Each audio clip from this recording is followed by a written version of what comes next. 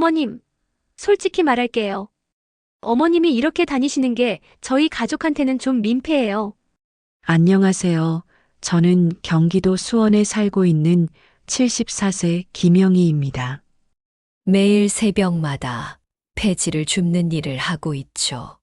사람들은 저를 그저 폐지 줍는 할머니로만 보겠지만 오늘 제 이야기를 듣고 나면 조금은 다르게 생각하실지도 모릅니다.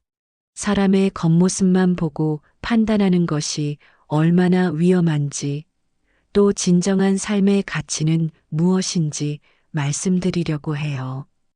사실 제가 폐지를 줍는 이유는 단순하지 않습니다. 제 삶의 이야기를 들으시면 아마 제 선택을 이해하실 거예요. 그리고 제 이야기가 끝나면 여러분의 경험이나 생각도 댓글로 남겨주시면 좋겠습니다. 함께 소통하며 서로에게 위로와 깨달음을 줄 수 있으면 좋겠어요. 구독과 좋아요, 알림 설정도 꼭 부탁드릴게요. 그럼 지금부터 제 인생 이야기를 시작하겠습니다. 저는 74세로 경기도 수원에서 조용히 살아가고 있습니다. 매일 새벽 5시 제가 사는 동네를 돌며 폐지와 박스를 모으는 것이 제 하루의 시작입니다. 길에 쌓인 종이 더미를 수레에 하나씩 차곡차곡 쌓아 올리며 동네를 한 바퀴 도는 시간이 제겐 너무나 소중합니다. 사람들은 저를 그냥 폐지 줍는 할머니로만 보겠지만 이 일을 하면서도 저는 제 나름대로의 행복을 느낍니다. 폐지를 줍는 제 모습을 보고 반갑게 인사해주는 분도 있지만 곱지 않은 시선으로 저를 보는 사람도 있습니다. 그 중에서도 가장 저를 어렵게 하는 건 제 며느리 수진입니다. 수진은 저를 탐탁지 않게 생각합니다. 처음엔 그냥 제 일이 힘들고 안쓰러워서 그런가 했지만 시간이 갈수록 그녀가 저를 부끄러워한다는 것을 느꼈습니다. 얼마 전엔 대놓고 이렇게 말하더군요.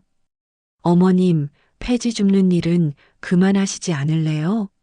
준호가 커가면서 알면 창피할 것 같아요. 순간 가슴이 철렁 내려앉았습니다. 내가 하는 일이 내 가족에게, 심지어 내 손자에게도 창피한 일이 되는 걸까? 하지만 저는 웃으며 이렇게 답했습니다. 수진아, 내가 부끄럽지 않게 살고 있는 게 중요하지 않겠니? 준호도 그렇게 배울 거야. 하지만 수진은 제 말을 들으려 하지 않았습니다. 그녀는 여전히 저를 마치 짐처럼 생각하고 제가 폐지를 줍는 걸 부끄러워합니다. 특히 명절이나 가족 모임 같은 자리에서는 제 초라한 옷차림이나 일을 문제 삼아 노골적으로 불편함을 드러내곤 했습니다. 한 번은 이런 일도 있었습니다. 수진이 이렇게 말했죠. 어머님, 다른 가족들 앞에서는 폐지 줍는 얘긴 하지 마세요. 좀 체면이 있으니까요.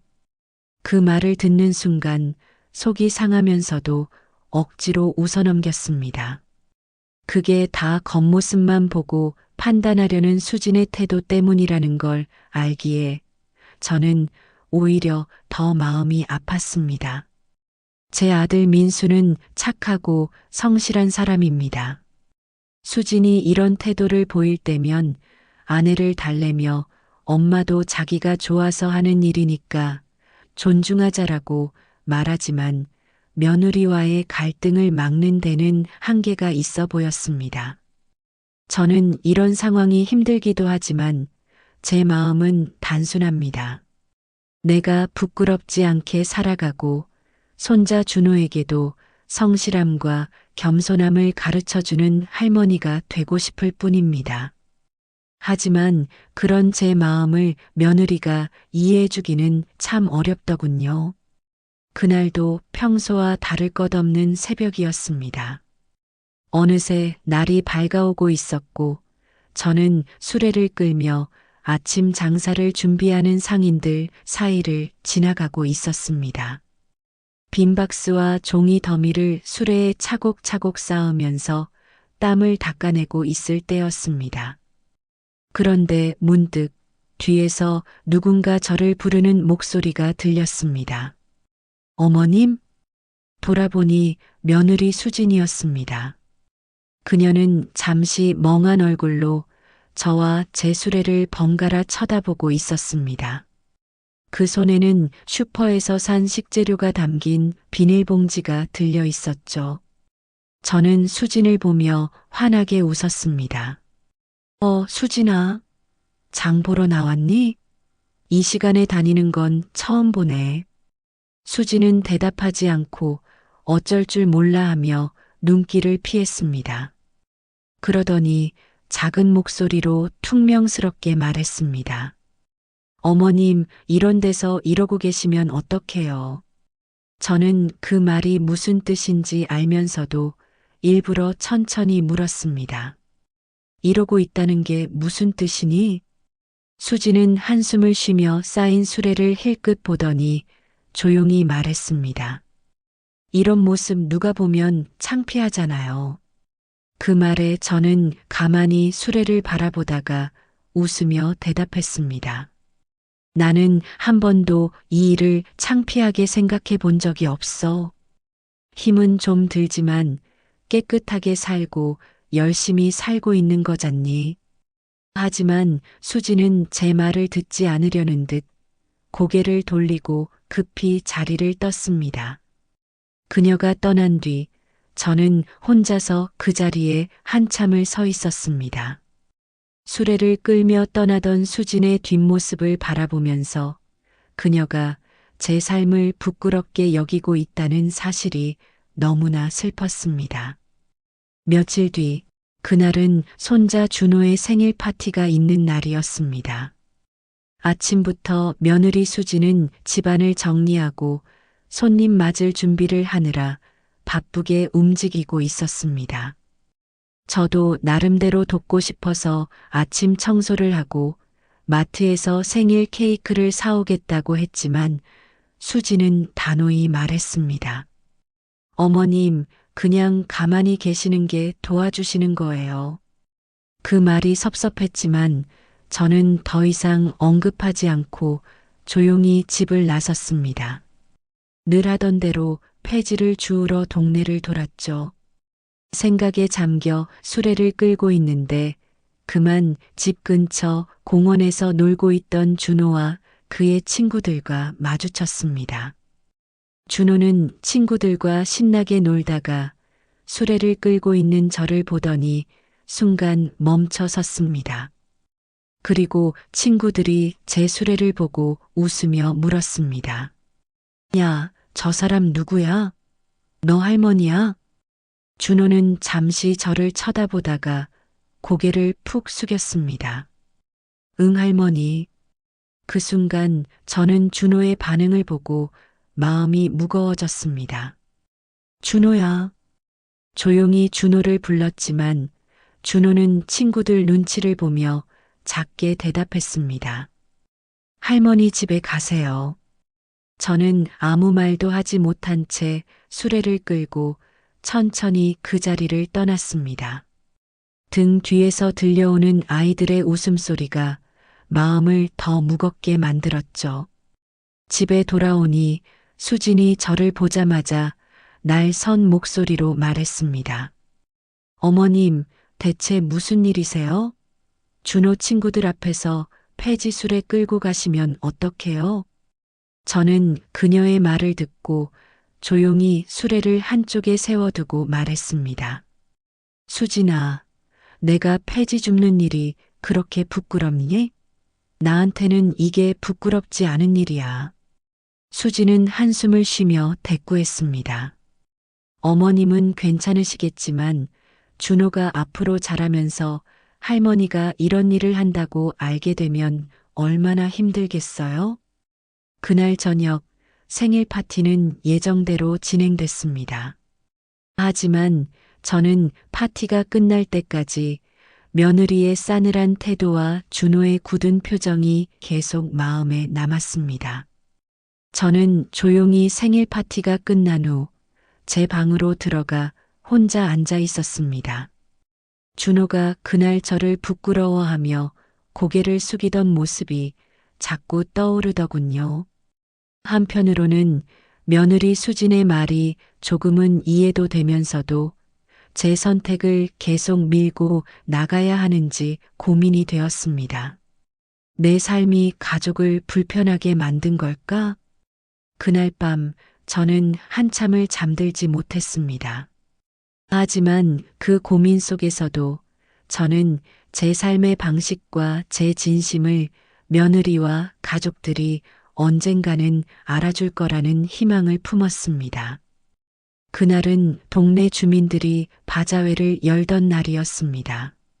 수지는 동네 주민들과 친해지고 싶어서 바자회에 참석하며 우리 집 대저택에 산다는 걸 은근히 자랑했습니다. 저희 집이 어디냐고요? 저기 언덕 위에 있는 대저택 아시죠? 네, 그 집이에요. 사람들은 감탄하며 말했습니다. 어머, 그 집에 사신다고요? 대단하시네요. 그 순간 저는 늘 하던 대로 폐지를 줍고 있다가 그 근처를 지나게 됐습니다. 수레를 밀며 바자회 사람들에게 인사를 했고 사람들도 저를 보며 밝게 인사했습니다.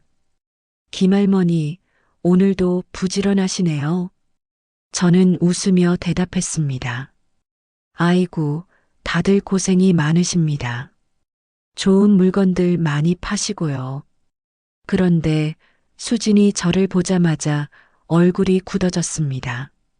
그녀는 사람들이 보는 앞에서 당황한 듯 얼른 다가와 저를 막아섰습니다. 어머님, 여기서 뭐 하세요? 저는 며느리를 보며 환하게 웃으며 말했습니다. 뭐 하긴, 폐지 줍다가 여기 근처까지 온 거지. 바자회 하는 줄 몰랐네. 수지는 저를 눈치 보며 한쪽으로 데리고 갔습니다. 그리고 낮은 목소리로 조용히 말했습니다. 어머님, 제발 이런 데서 이러지 마세요.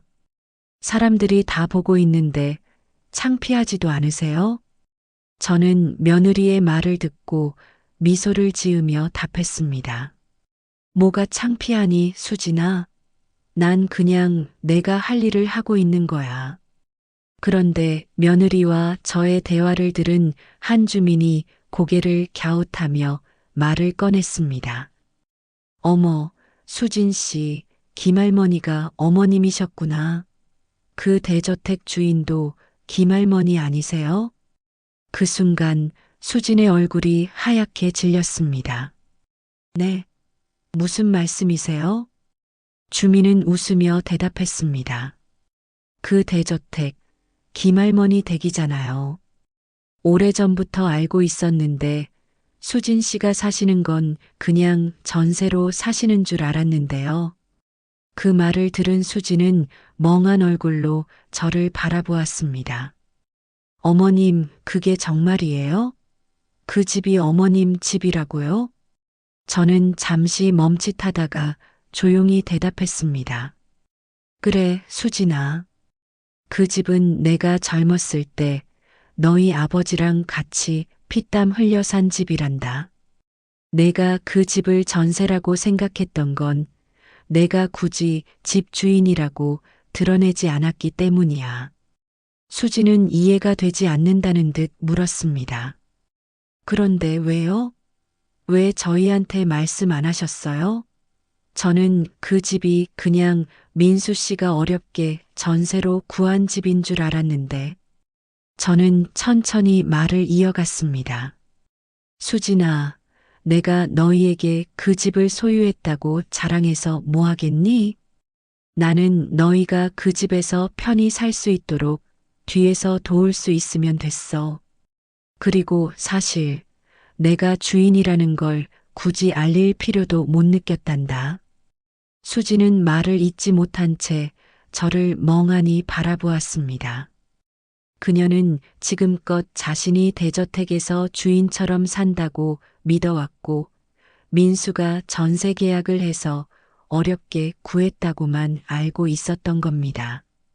하지만 알고 보니 그 집은 제가 젊은 시절에 힘들게 일해 마련한 소중한 보금자리였습니다. 수지는 떨리는 목소리로 물었습니다. 그럼 그 집도 그 집에서 편히 지내는 것도 다 어머님 덕분이었다는 건가요? 저는 고개를 끄덕이며 말했습니다. 그래, 수진아. 내가 겉으로 보이는 것만 보고 판단하지 않았다면 그 사실을 진작 알았을지도 모르겠구나. 그제야 수지는 자신의 행동이 얼마나 잘못되었는지 깨닫기 시작했습니다. 그녀는 얼굴이 빨개지며 고개를 숙였습니다. 어머님, 정말 죄송해요. 저는 어머님이 폐지를 줍는 걸 보고 그냥 초라하게만 생각했어요. 그 집도 민수 씨가 어렵게 구한 전세라고 생각해서 제가 자랑하려고 했던 거예요. 하지만 이제 보니 제가 얼마나 어리석었는지 알겠어요. 저는 그녀의 손을 잡으며 조용히 말했습니다. 수진아, 이제라도 내가 깨달았다니 다행이다. 하지만 기억해라, 사람은 겉모습이나 가진 재산으로 판단해서는 안 된단다. 진짜 중요한 건 그 사람이 어떤 삶을 살고 어떤 마음으로 살아가는지야. 수지는 눈물을 글썽이며 제 손을 꼭 잡았습니다. 어머님, 앞으로는 절대 그런 실수하지 않겠습니다. 어머님이 얼마나 훌륭한 분이신지 제가 이제라도 깨달아서 다행이에요. 그날 이후 수지는 태도가 완전히 달라졌습니다. 그녀는 제가 폐지를 줍는 일을 더 이상 부끄러워하지 않았고 가끔 저를 도와주며 동네 어르신들과도 더 자주 어울리기 시작했습니다. 손자 준호도 친구들에게 자랑스럽게 말했습니다. 우리 할머니는 세상에서 제일 멋진 분이야. 겉모습만 보면 폐지를 줍는 것처럼 보이지만 우리 가족을 위해 정말 열심히 살아오셨거든. 저희 가족은 서로를 더 이해하고 존중하며 화목한 관계를 되찾았습니다. 저는 다시 한번 깨달았습니다. 사람의 진정한 가치는 그가 가진 재산이 아니라 그가 어떤 삶을 선택하느냐에 달려 있다는 것을요. 그날 이후로 제 삶은 많이 변했습니다. 사실 제가 변한 건 아니고 저를 바라보는 가족들의 시선과 태도가 변했죠. 며느리 수지는 이제 저를 부끄럽게 여기기는커녕 저를 존경한다고 말합니다. 어머님, 저도 어머님처럼 세상을 긍정적으로 바라보고 싶어요. 제가 어머님을 제대로 알게 된 게 정말 다행이에요. 손자 준호도 제게 이렇게 말합니다. 할머니, 전 할머니가 폐지 줍는 모습이 전혀 부끄럽지 않아요.